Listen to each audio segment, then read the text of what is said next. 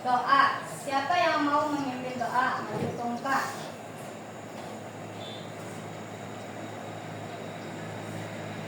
Jadi semuanya angkat tangannya.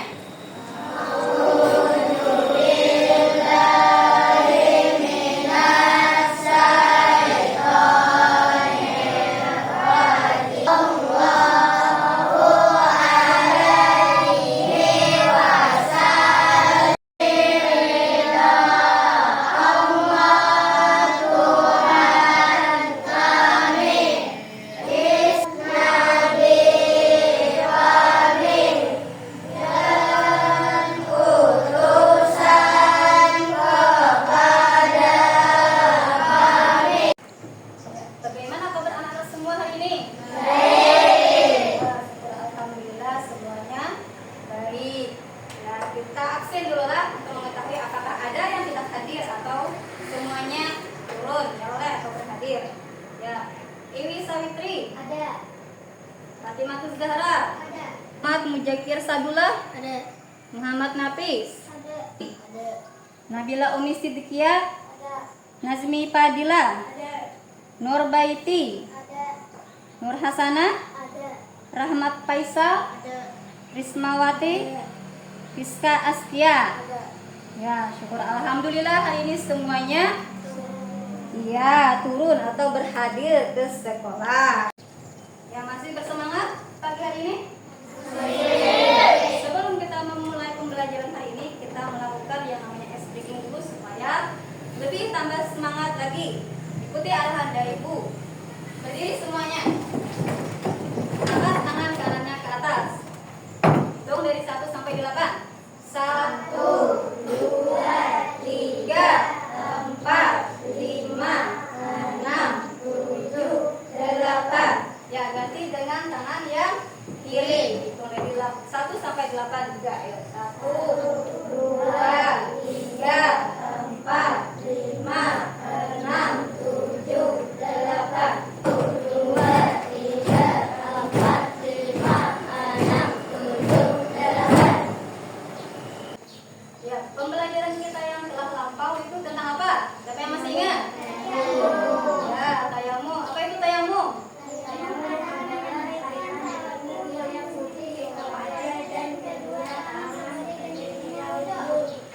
Ya, itu adalah tentang tayamum. Tayamum adalah menyampaikan debu yang suci ke wajah kita dan kedua tangan kita. Itu digunakan sebagai pengganti wudu apabila orang yang ingin melaksanakan salat tadi tidak dapat menggunakan air, maka dia boleh menggantinya dengan tayamum dengan menggunakan debu yang bersih. Ya.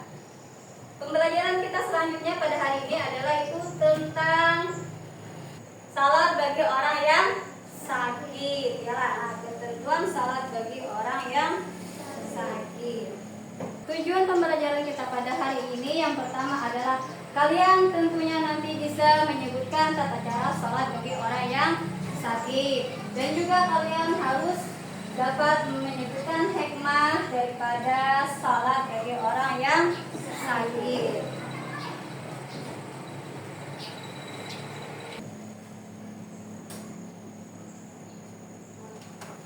Salat itu bukan penghalang bagi orang yang sedang sakit, karena salat adalah merupakan kewajiban bagi kita orang Islam. Nah, nilainya salat itu berarti harus tetap. Nilainya sakit berarti kita harus tetap melaksanakan salat. Ya oleh.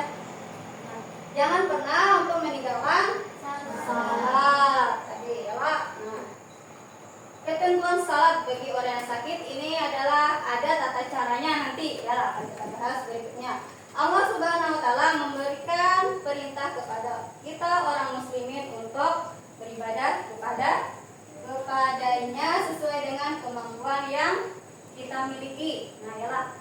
Allah itu kadang memberitakan kita bila kita sakit, salatnya kadang mesti berdiri, ya Allah. Tapi Allah memberikan keringanan atau sesuai dengan kesanggupan kita melaksanakannya, yalah. Nah, kalau yang sakit itu tentunya bila ada hawa berdiri, berarti berduduk kita melaksanakan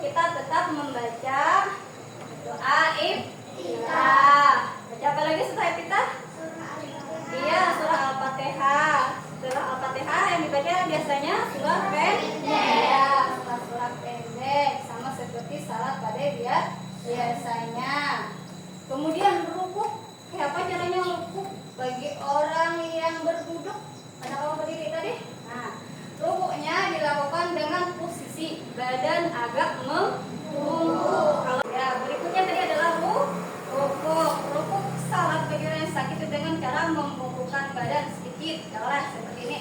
Misalnya Allahu Akbar. Nah, badannya dibungkukkan sedikit, ya Nah, dengan membaca bacaan tasbih, ya sebanyak 3 kali. Ya, setelah itu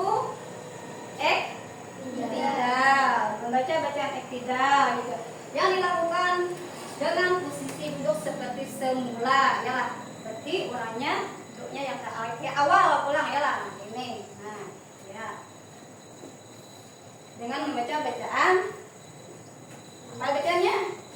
Bacaan tasbih, bacaan iktidal, ya. Nah, berikutnya sujud. Nah, kalau sujudnya orang yang salat dalam posisi duduk, nah sujudnya itu dilakukan seperti biasa, ya. Nah, ini badannya lebih membungkuk lagi sedikit, ya. Nah, kalau tadi seperti ini, kalau yang sujud lebih membungkuk lagi, ya. Tapi kalau orang yang duduk ini bila yang awal sujud seperti biasa, seperti orang yang berdiri sujud dengan ke lantai, ya. Nah, itu sujudnya membaca bacaan sujud sebanyak 3 kali. Nah, kemudian duduk di antara 2 sujud. Nah, membaca bacaan 2 sujud. Ya, habis itu melakukan rakaat yang berikutnya, rakaat yang kedua, ya habis selesai rakaat pertama, rakaat kedua berarti seperti gerakan rakaat yang pertama, ya melakukan rakaat kedua tadi.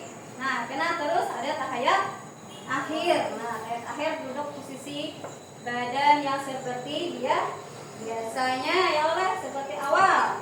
Nah, begitu seterusnya sampai duduk tahiyat akhir. Yang terakhir dengan mengucapkan salam. Salamnya kayak apa?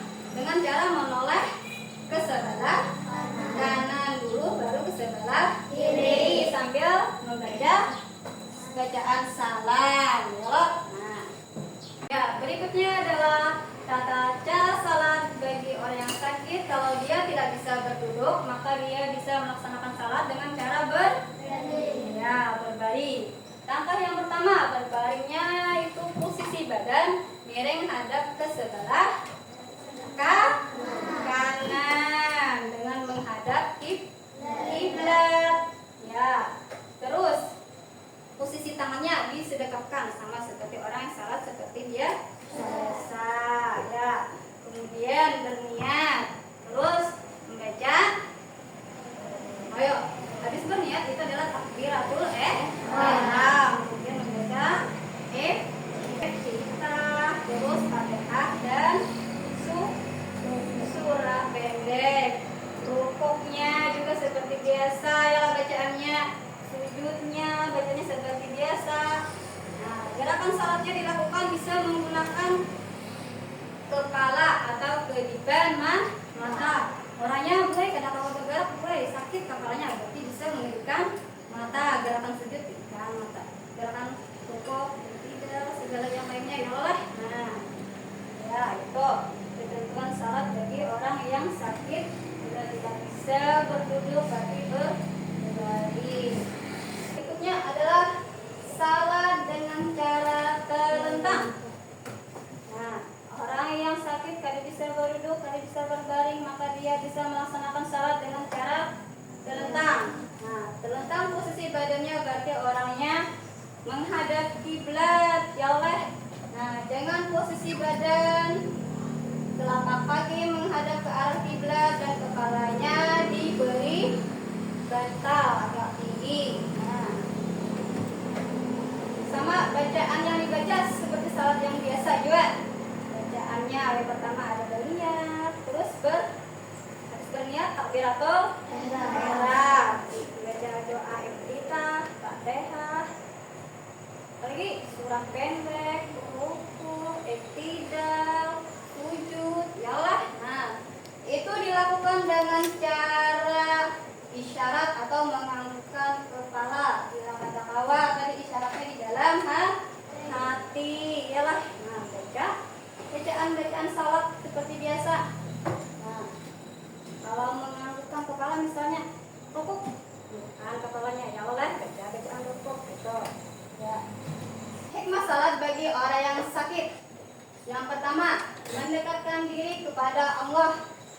Nah, dengan mengerjakan salat, meskipun kita tadi dalam keadaan sakit, maka kita akan semakin dekat dengan Allah. Yang kedua, itu hati kita akan menjadi lebih tenang, ada gelisah ya Allah. Nah, yang ketiga, menyadari adanya kemurahan Allah Subhanahu wa taala. Apa itu kemurahan Allah ya Allah? Kemurahan Allah itu misalnya tadi ya Allah, salatnya orang yang sakit itu diberi kemudahan dengan cara berduduk, berbaring, dan terlentang. Kalau orang sehat ya Allah, itu dengan berdiri. Yang keempat, mensyukuri nikmat sehat yang diberikan oleh Allah Subhanahu wa taala. Nah, salat dalam keadaan sakit ini akan lebih menambah rasa syukur kita kepada Allah, terutama dengan adanya nikmat sehat tadi ya Allah. Dengan nikmat sehat kita bisa melakukan aktivitas apapun. Nah, kalau orang sakit tadi salatnya diberi kemudahan sehingga tidak ada alasan untuk meninggalkan salat. Ya. Yang berikutnya, meningkatkan keimanan dan ketakwaan kepada Allah. Keimanan dan ketakwaan kepada Allah kita akan semakin bertambah sehingga kita akan senantiasa beribadah kepadanya. Yalah.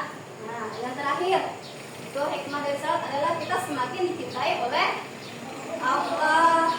Nah, dalam keadaan sakit kita masih tetap melaksanakan salat, itu Allah akan lebih tambah cinta kepada kita. Setelah menyimak pembelajaran materi tentang ketentuan salat tadi, apakah ada yang ingin bertanya? Saya Bu. Ya. Ulang pertanyaannya. Ulang pertanyaannya. Bagaimana salat bagi orang yang tidak bisa menggerakkan anggota tubuhnya? Ya, bagaimana cara salat bagi orang yang tidak bisa menggerakkan anggota tubuhnya? Ya oleh. Nah, orangnya kadang mau berdiri tadi. Nah, salat bagi orang yang sakit atau yang tidak bisa menggerakkan anggota tubuhnya itu pertama dilakukan dengan cara berduduk. Nah, apabila orang tersebut tidak bisa dengan berduduk, maka salatnya bisa diganti dengan cara berbaring. Kadang kalau juga berbaring orang yang sakit tadi, maka melakukan salat dengan cara terlentang. Nah, itu tanya 3. Salat bagi orang yang sakit itu ada 3 caranya. Yang pertama dengan duduk, yang kedua berbaring, yang ketiga terlentang. Ya. Apakah sudah bisa dimengerti? Nah, begitu kita mengerjakan tugas kelompok. Silakan buat kelompoknya. Yang sini satu kelompok, yang di tengah satu kelompok, yang di sana satu kelompok.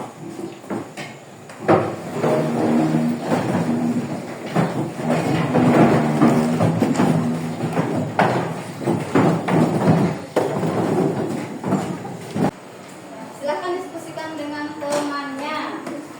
Karena ada ketentuan tata cara salat bagi orang yang sakit, duduk bagaimana, berbaring, terus yang terlentang, ya ada. Diskusikan dulu dengan kawan-kawannya.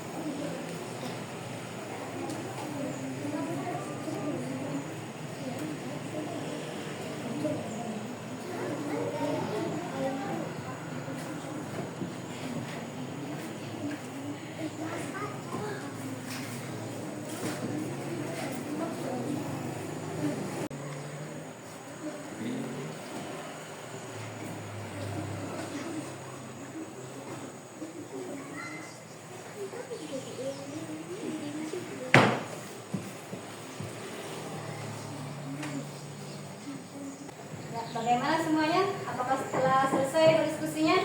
Sudah. Kawannya sudah. Ya, yang maju ke muka yang salat bagi orang yang sakit dengan cara duduk. Hasil diskusinya sampaikan ke muka.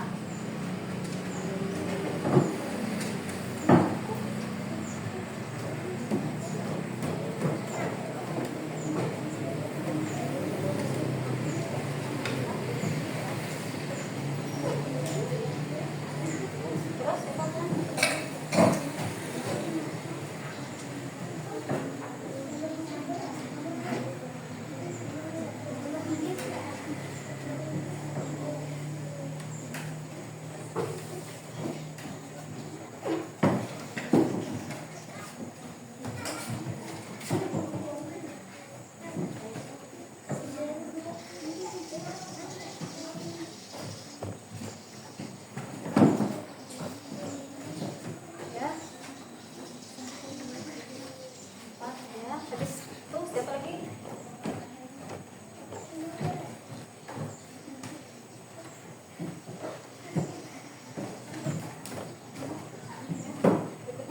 lagi.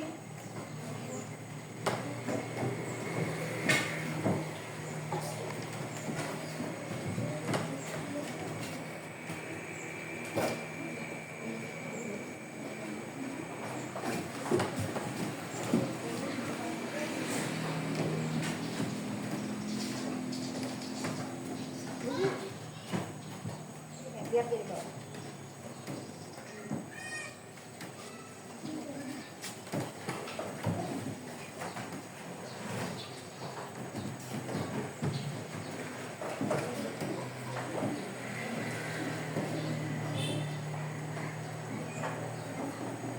Ya. Apakah masih ada yang mau maju? Pak, sudah selesai nih kelompok yang ini. Nah, terus berikutnya kelompok yang kedua, salat bagi orang yang sakit dengan cara berbaring. Nah, tata caranya salat orang yang sakit bagi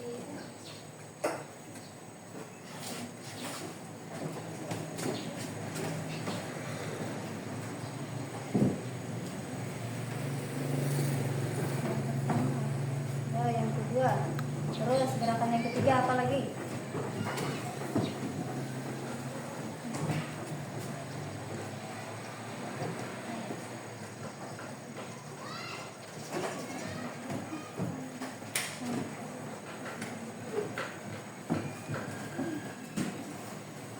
Apakah masih ada hasil diskusi dari kelompoknya? Gimana? Habis, sudah selesai. Ya, kalau begitu lanjut. Salat bagi orang yang sakit dengan cara telentang. Gimana?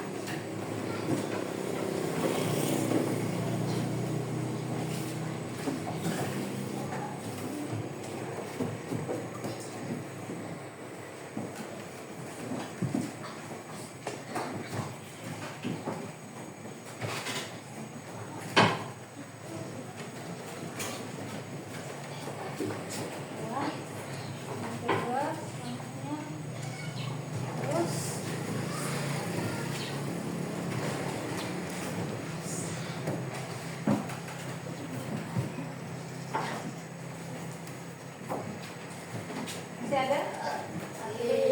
Ya, bisa. Ya, kita koreksi. Apakah jawaban kalian benar atau salah? Ya. Yang pertama, tata cara salat bagi orang yang sakit itu dengan cara berduduk. Yang pertama, posisi duduk dengan iftirash. Orangnya menghadap kiblat untuk melaksanakan salat. Ya, apakah betul? Betul. Ya, berniat. Kalau menganggap takbiratul ihram. Betul.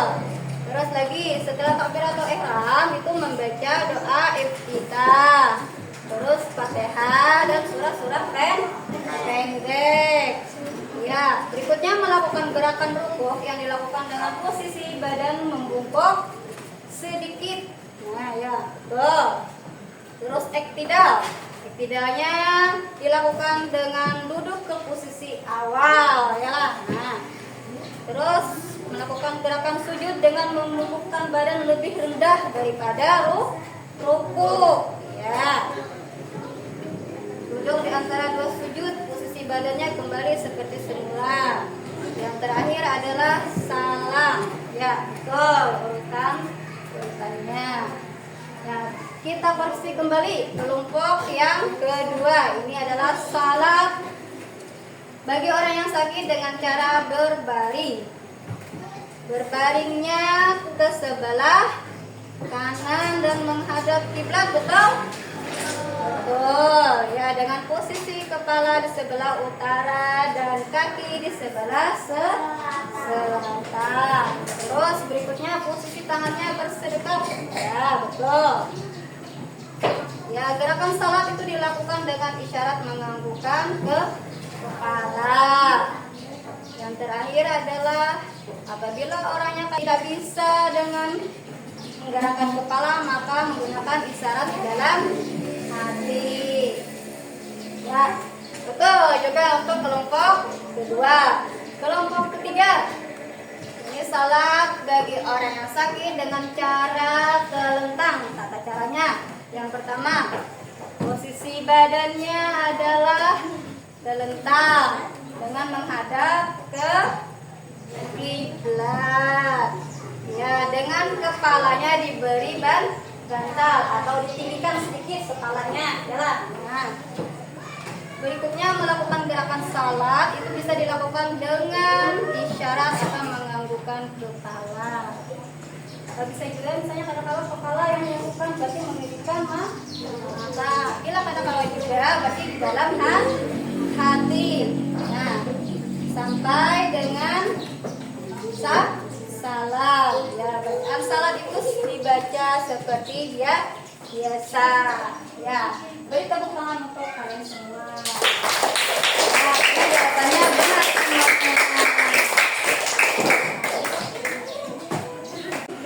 Ya,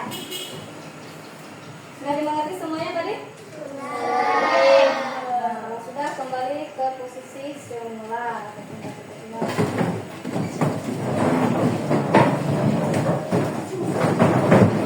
Menyimak pembelajaran tentang tata cara salat bagi orang yang sakit tadi dan juga mengerjakan tugas kelompok. Apakah ada yang ingin memberikan kesimpulan tentang materi kita hari ini? Saya, Bu. Ya, silakan. Orang yang sakit harus tetap salat dengan cara: 1. Salat dengan cara duduk. 2.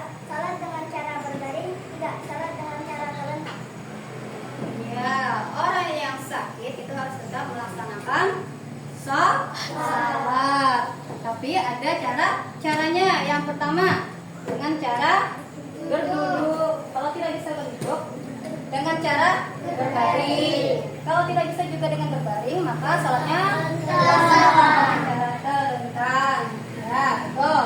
Apakah ada lagi yang ingin menyampaikan kesimpulannya? Saya, Bu. Ya, boleh, silakan. Hikmah salat bagi orang sakit: mendekatkan diri kepada Allah Subhanahu wa taala. 2. Menyadari kemurahan Allah Subhanahu wa taala. 3. Menyukuri nikmat sehat yang diberikan Allah Subhanahu wa taala. 4. Dicintai Allah Subhanahu wa taala. Iya, itu ada hikmah tersendiri bagi orang yang sakit. Yalah, hanya dapat melaksanakan salat. Hikmahnya yang pertama, mendekatkan diri kepada Allah. Ya, orang akan semakin dekat dengan Allah. Yang kedua, hatinya akan menjadi lebih tenang. Ya. Nah, terus dia mensyukuri nikmat sehat. Nah, dengan sakit tadi dia mensyukuri nikmat sehat yang diberikan oleh Allah. Yang berikutnya, dengan sakit tetapi dia tetap melaksanakan salat, maka dia akan semakin dicintai oleh Allah. Ya. Ya, ini ada tugas pengerjaannya. Kita evaluasi. Nah, ini. Nanti diberi soal, kalian gali di kertas ini. Nah.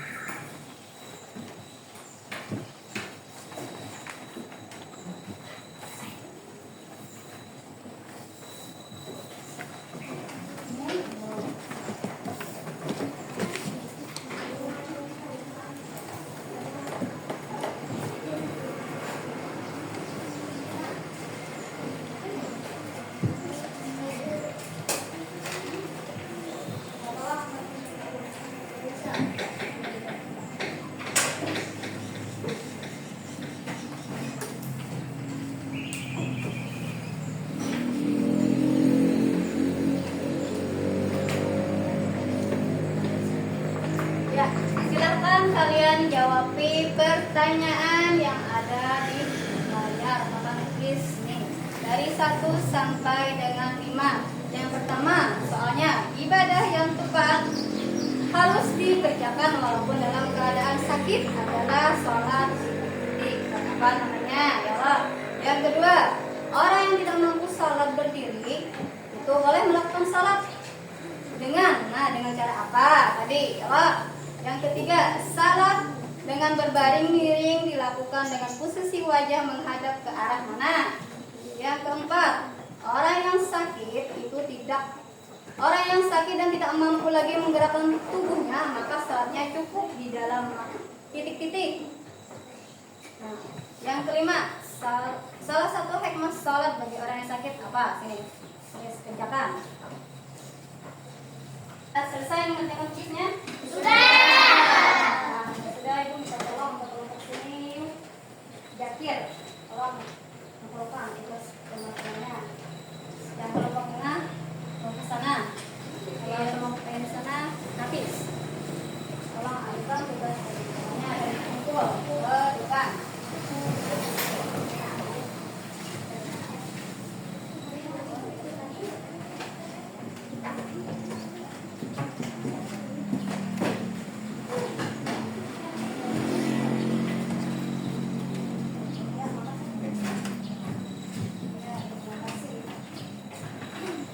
Terakhir ini kesimpulan.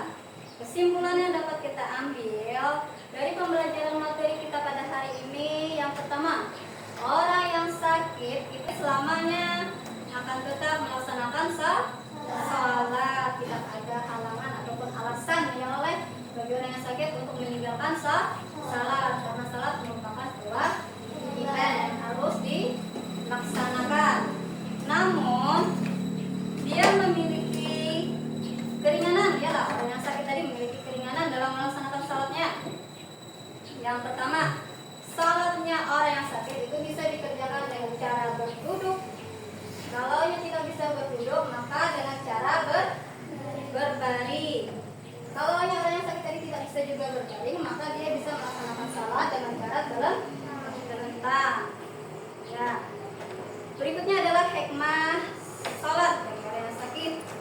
Jadi yang pertama, katanya teman Tian tadi ya, itu ada yang pertama mendekatkan diri kepada Allah, yang kedua hati menjadi tenang, yang ketiga menyadari adanya keberkahan dari Allah, dan keempat mensyukuri nikmat sehat yang diberikan oleh Allah, serta kita akan semakin dicintai oleh Allah Subhanahu wa Ta'ala. Ya, demikian pembelajaran kita pada hari ini. Untuk tugas berikutnya itu untuk minggu pertemuan yang akan datang, itu kita akan belajar tata cara atau praktik salat dalam keadaan sakit. Nah, untuk bagian pian semua itu ditugaskan untuk membaca bukunya terlebih dahulu di rumah. Nanti di sekolahan kita akan mempraktekkan salat ya, caranya ya, oleh salat dari orang yang sedang sakit. Ya. Demikian pembelajaran kita pada hari ini. Semoga kita semua mendapatkan keberkahan dari Allah Subhanahu wa Ta'ala. Amin ya rabbal alamin. Yang marilah kita tutup pembelajaran kita pada hari ini dengan membacakan hamdalah.